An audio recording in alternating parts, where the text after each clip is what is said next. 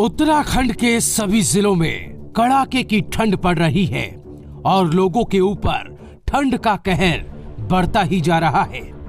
जहां उत्तराखंड के पहाड़ी इलाकों के अधिकतम ऊंचाई वाले क्षेत्रों में बर्फबारी दिखाई दे रही है, तो वहीं मैदानी जिलों में कड़ाके की ठंड के कारण लोगों को कोहरे की मार झेलनी पड़ रही है। चार धाम में अत्यधिक बर्फबारी हो रही है। बात करें केदारनाथ धाम की, तो केदारनाथ धाम में भी जमकर बर्फबारी हो रही है। धाम में अभी तक 1.5 फीट तक बर्फ गिर चुकी है। बाबा केदारनाथ के कपाट बंद होने के बाद से भक्तों के लिए बाबा का धाम बंद है। इस समय भारी बर्फबारी और कपकपाती ठंड के बीच केदारनाथ धाम से पुनर्निर्माण के काम में लगे मजदूर भी नीचे लौटने लगे हैं।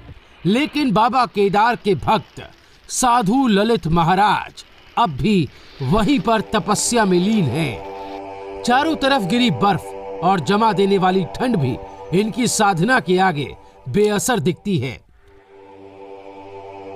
ललित महाराज साल भर 11,500 फीट की ऊंचाई में केदारनाथ धाम में -डिग्री तापमान की कड़कड़ाती सर्दी में बाबा केदार का ध्यान करते हुए योग मुद्रा में समाधि की अवस्था में रहते हैं। आपको बता दें कि सालों से ललित महाराज की यही दिनचर्या है।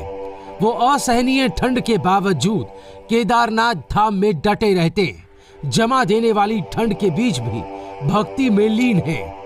आपको बता दें कि केदारनाथ मंदिर से लगभग 200 मीटर दूर पुराने गढ़वाल मंडल विकास निगम गेस्ट हाउस में ललित महाराज का आश्रम है।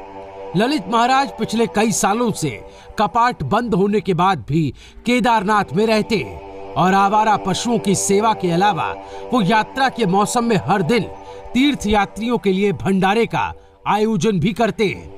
हर साल लाखों लोग भंडारे में शामिल होते हैं। यात्रा शुरू होने से लेकर कपाट बंद होने तक लगातार भंडारा चलता रहता है। कई बार जब यात्रा सीजन में यात्रियों के रहने के लिए जगह और खाना नहीं मिलता, तो ललित महाराज यात्रियों को अपने आश्रम में निःशुल्क ठहराते और खाना खिलाते हैं। ये बाबा केदार का कोई चमत्कार ही है कि बर्फीले इलाके में जहां ठंड बेहिसाब पड़ती हो, वहां ललित महाराज भगवान की तपस्या में लीन रहते हैं। ये किसी दैवीय चमत्कार से कम नहीं। आपको बता दें कि केदारनाथ में शीतकाल के दौरान भारी बर्फबारी का मंजर दिखाई देता है। पूरा क्षेत्र लगभग 5 से 8 फुट बर्फ से ढक जाता है। इस भयंकर ठंड में जीवित रहना बेहद मुश्किल होता है, मगर धाम में कड़ाके की ठंड भी अध्यात्म के लौ को बुझा नहीं पाई। Bureau report, रायशुमारी।